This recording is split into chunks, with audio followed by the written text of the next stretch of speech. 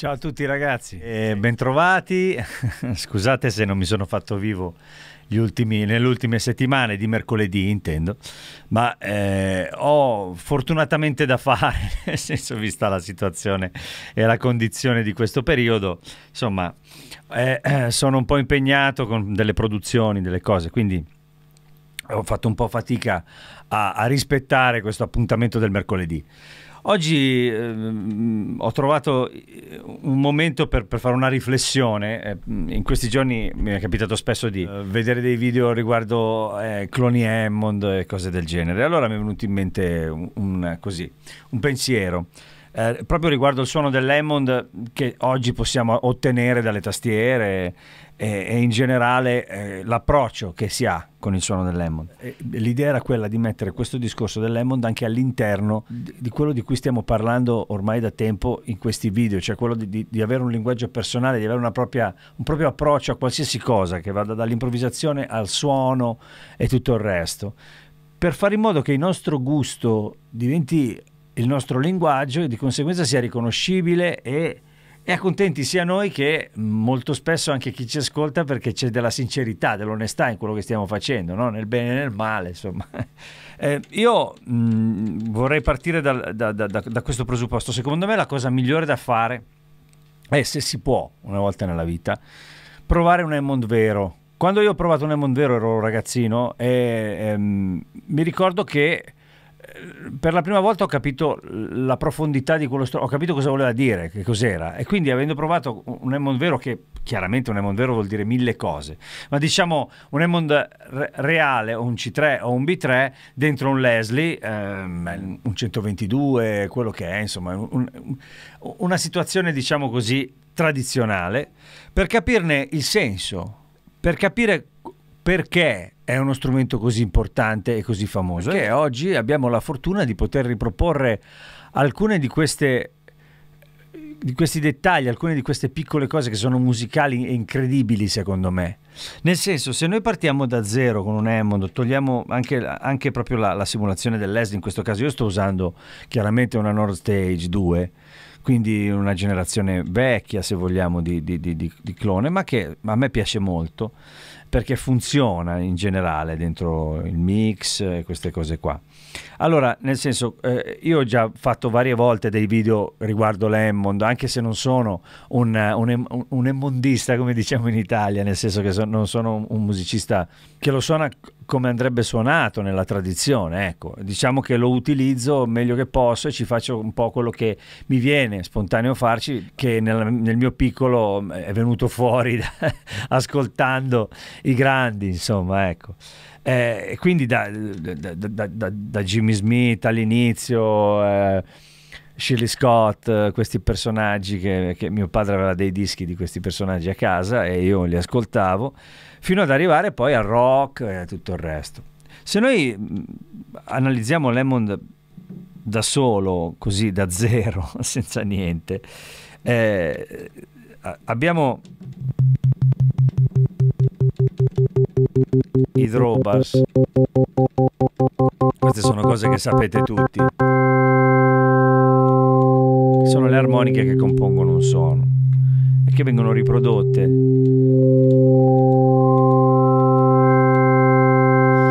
Ora, già così, e con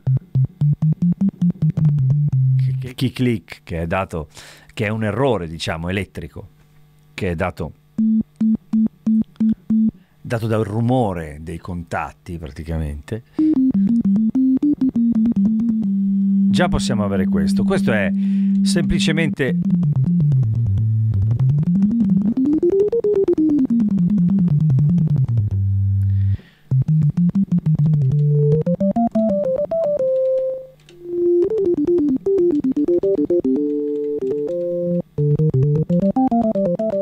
sto utilizzando i primi 3 drawbars e sto già creando tantissimi suoni differenti. 4,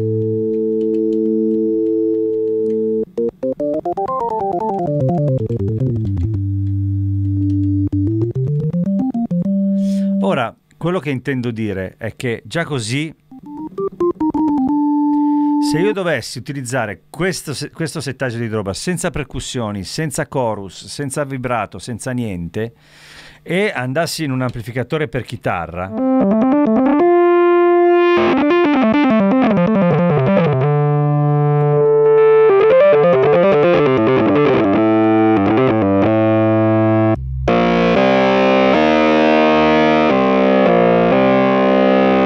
spengo l'amplificatore, utilizzo una percussione con un decadimento. Chiaramente è un video per chi un po' conosce l'Hammond, perché non vi sto facendo vedere esattamente come funzionano le cose, però è per capire quante sono le opportunità che ci sono. Metto un decadimento lento e approfitto della percussione.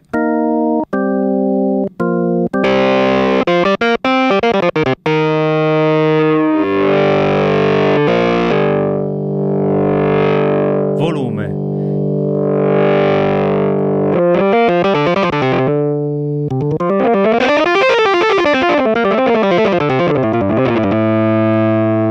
Già così sono entrato in un mondo.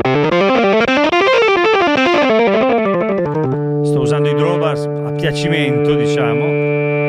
Levo la percussione per poter utilizzare anche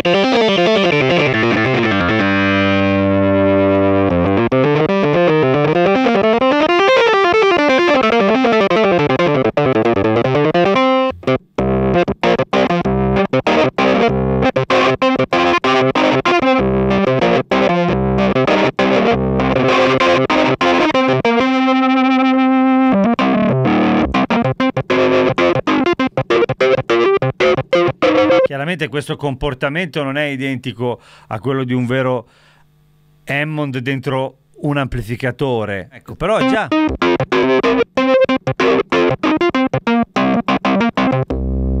per intenderci sul fatto che le opzioni, le possibilità e la quantità di colori che possiamo raggiungere con questo strumento è infernale.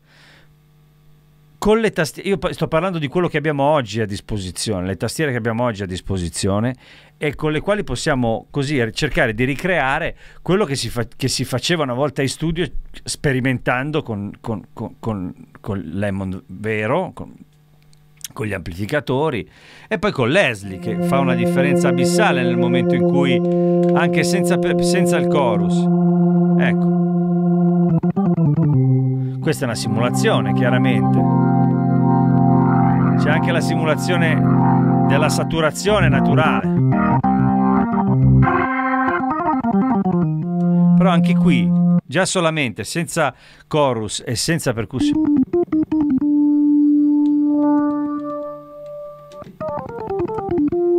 metto la percussione, volume, capite che lo pulisco un po'.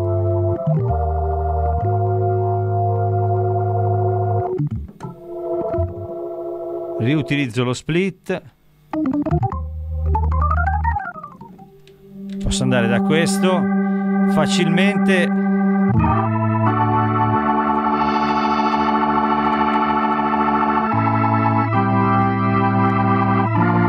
a quello che poi è un utilizzo classico nel rock, nel pop.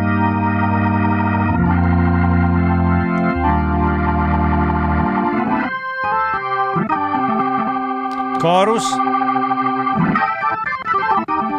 poi c'è il vibrato, non c'è solo il chorus. Se noi fermiamo il Leslie,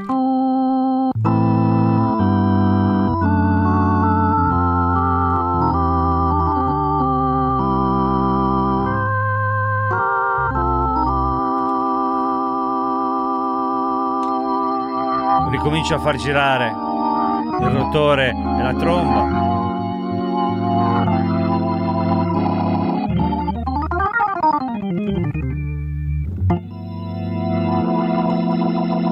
Chorus, nel senso, partendo da questo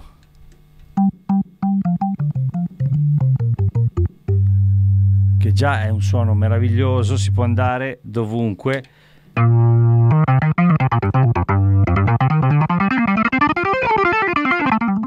E con il volume si può dosare tutto. Quindi questo era un po' un discorso che cercava di portare in evidenza il fatto che molto spesso quando si pensa all'Hammond lo si pensa in termini come se fosse già stato fatto tutto quello che si può fare con questo strumento. E in realtà io credo che sia infinito e che quindi non ci sia possibilità di concludere con quello che si è fatto con quello strumento. Sicuramente ci sono dei generi, dei mondi. Fare appunto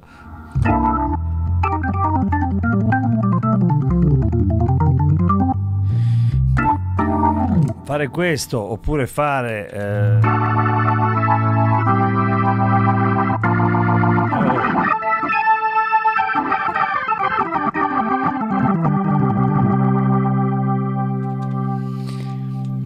sono cose chiaramente completamente diverse, ma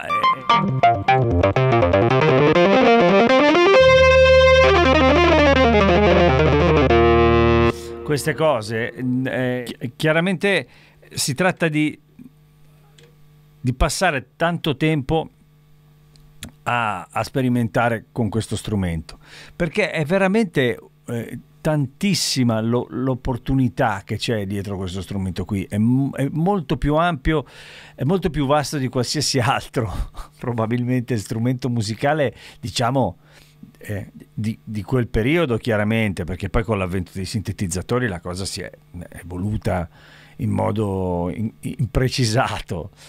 Però diciamo che lui era le potenzialità di questo che doveva essere un organo da chiesa sono fondamentalmente enormi, quindi era un invito, diciamo tra virgolette, a carpirne anche un po' le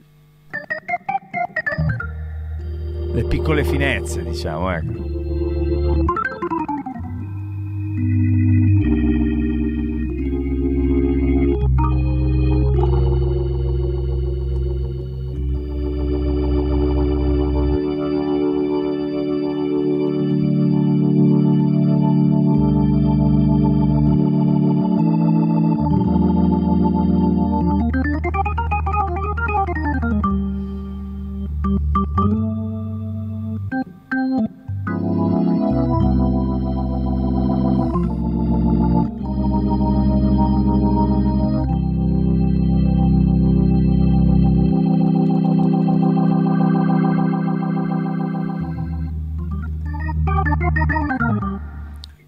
Appunto, questo se la stessa cosa la facciamo in un ambito radicalmente diverso,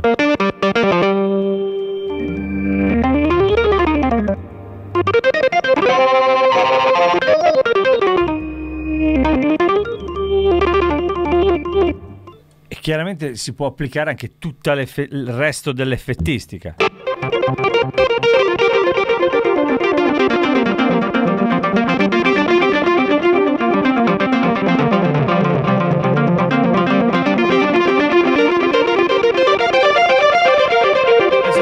Solamente col volume.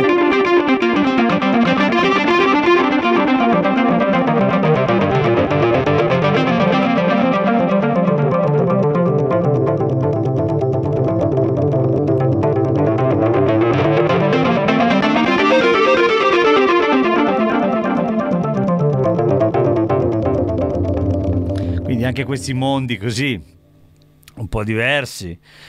Insomma, nel senso, era per dire che ce n'è veramente per tutti i gusti con questo strumento, e che capisco che molto spesso questo strumento venga utilizzato nei brani in determinati modi, perché sono i modi che sono stati così discograficamente più riconosciuti e anche più utilizzati all'interno dei brani, sono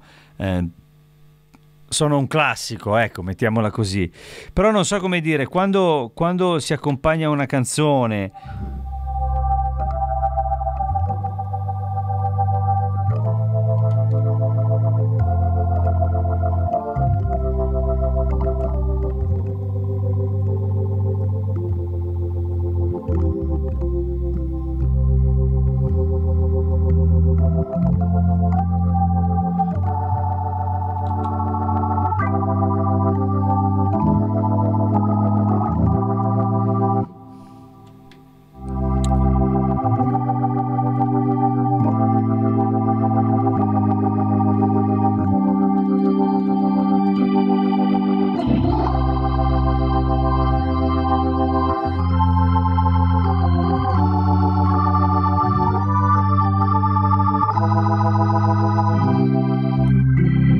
si può veramente giocare quasi come se fosse un'orchestra e cercare di fare quello che può dare colore a una canzone o a quello che stiamo cercando di suonare in generale, utilizzandola proprio a modo proprio. Ecco, insomma, questo era per tornare un po' al concetto primario di questi appuntamenti, no? Che sono appunto questa cosa qui, tentando di trovare la propria voce con questo strumento.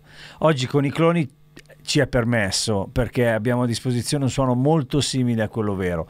Rinnovo, per chi non avesse mai avuto la fortuna di farlo, il mio consiglio, quello di andare su un Hammond vero, è capirne il senso, la struttura e anche il peso che ha quello strumento quando lo si suona. Il peso non chiaramente quello fisico, che quello è tanta roba, ma c'è una risposta organica che arriva, che è importantissima, e una volta capita quella magari si può anche provare con le cose così, con i cloni, con le cose finte, a ritrovare quel suono. Ma se non ci si è mai passati sopra magari si fraintende, no? Ma chiaramente io vi do solo un consiglio, ripeto, sempre con la massima tranquillità, e sono sicuro che il 90% di voi conosce perfettamente lo strumento, anche meglio di me, quindi insomma è solo un consiglio, solo un invito. Io vi ringrazio, vi saluto, spero sia stato utile, questa discussione sia stata utile, questa chiacchierata. Come sempre ci vediamo sabato per un altro video. In questo periodo sto facendo un po' quello che posso, se non mi vedete di mercoledì è perché ho da fare, quindi insomma vi mando un abbraccio fortissimo e a presto, ciao ciao.